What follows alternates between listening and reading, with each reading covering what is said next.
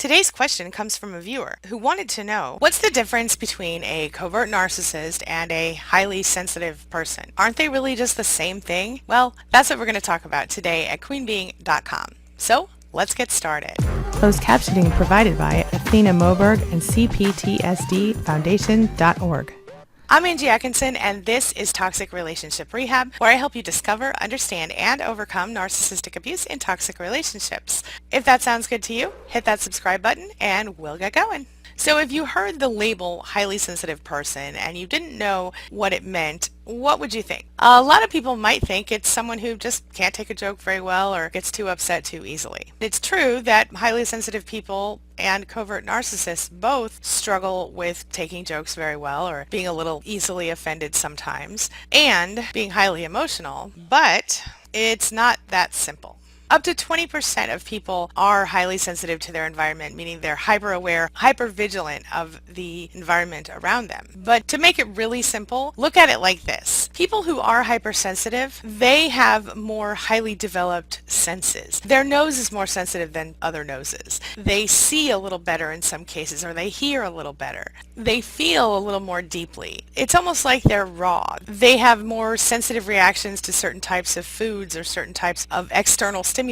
If they are healthy, they also have really strong intuition. Their gut reactions might be deeper and more pronounced than other people's. And they are likely to respond quickly and immediately to the needs of someone else or the situation of someone else. So a lot of times those characteristics are confused. Now, I would tell you those sound a little more like an empath than a narcissist, right? But just for the sake of argument, a lot of people refer to highly sensitive people as being insecure or weak or overly needy or clingy, or in a lot of cases as a covert narcissist. But that isn't the case. In fact, highly sensitive people really aren't on the narcissism scale. They're sort of the polar opposite of narcissists, even though you might see some of the same behaviors in a covert narcissist and a highly sensitive person. What am I talking about? Let's jump into that a little bit. We're going to pick up a few of the traits that they have in common, and we're going to kind of explain how they're different. Both covert narcissists and highly sensitive people tend to take people's words very personally, people's feelings very personally. So when we're talking about a highly sensitive person, I feel everything really deeply, and that causes me to be really hypervigilant to anything people say. This is especially true when someone says something that sounds critical to me because I begin to overthink it. I'll wonder why they said that, how I might have caused them to feel that way, and well, my head just goes from there.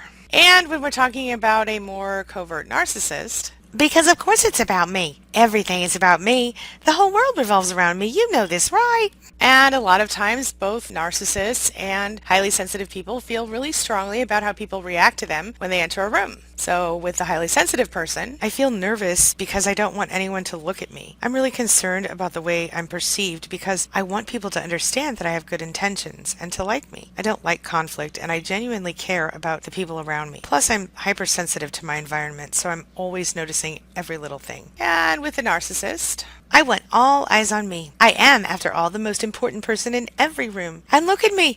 I look amazing. Why wouldn't anyone want to look at me? And then, of course, we know that both highly sensitive people and narcissists tend to be a little bit anxious and oversensitive to certain remarks that people make or certain comments that are made by other people around them, especially if the comment is teasing them. So when we're talking about a highly sensitive person, I take people seriously and I care about how they feel. I don't always want to be the center of attention. If someone's being mean to me or teasing me, I might feel like they don't like me, which makes me feel sad and not good enough. Or I might feel like I'm being put on the spot, which makes me feel humiliated. And when we're talking about a covert narcissist, obviously anyone who would make fun of me or be mean to me has no idea who they're dealing with. They are clearly too stupid to see how amazing I am. Next.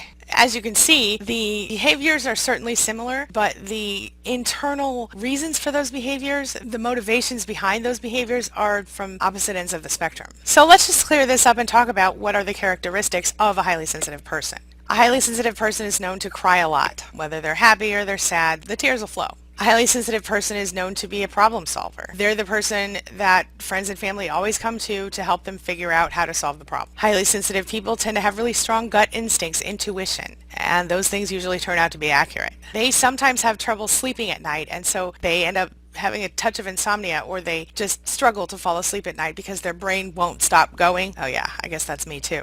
They tend to be very worried about people around them, very concerned about people around them, very conscientious. A lot of times this leads them to overdo it, to work too hard, kind of burn themselves out. They tend to have less tolerance for things like loud noises, bright lights, really strong perfumes, loud environments, stressful environments, movies that stress them out, music that stresses them out. Low tolerance for that stuff, or no tolerance. They tend to feel other people's emotions when they walk into the room. They tend to be kind of empathic, and this tends to affect them directly and personally. They tend to enjoy alone time. They need it, actually. And a lot of times when they've been in really, really social situations, a lot of people around them, they need time to just be quiet. I literally can identify with all of those issues. So I guess I'm one of the highly sensitive people that I'm talking about. I find it exhausting to be around people who are highly stressful. I find it refreshing to be around people who are happy and enjoyable to be around. Just remember this, being a highly sensitive person or an empath is not really like a bad thing. It's not a burden. It's not a curse. If you embrace it and you work on being healthy and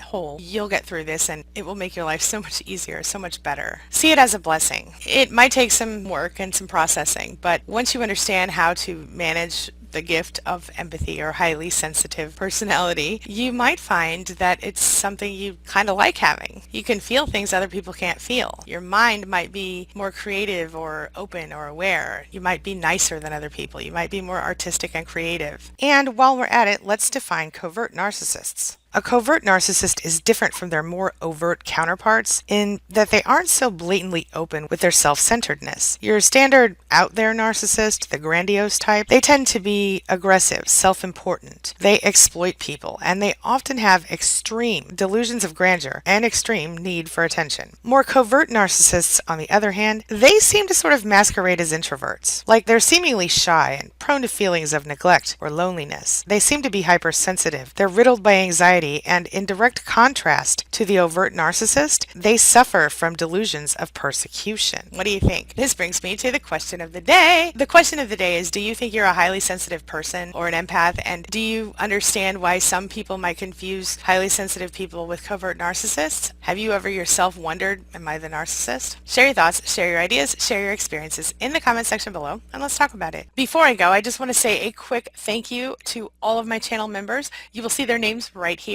And while I'm at it, I just want to say thanks to everyone who watches my videos, comments on my videos, shares my videos, likes my videos. It really does help me to get my message out there, and it helps me to help even more survivors to discover, understand, and overcome narcissistic abuse in toxic relationships. And that is my mission in life. So thank you. It really does mean the world to me. And thanks again to my amazing channel members. I really appreciate you. As always, thank you so much for being a part of my day and a part of my life, and hey, thanks for letting me be a part of yours. It really does mean a lot to me. Make sure you take a look at the videos I'm leaving for you right there and right there, and while you're here, hit that subscribe button so we can stay connected and continue on this healing journey together. I'll see you soon.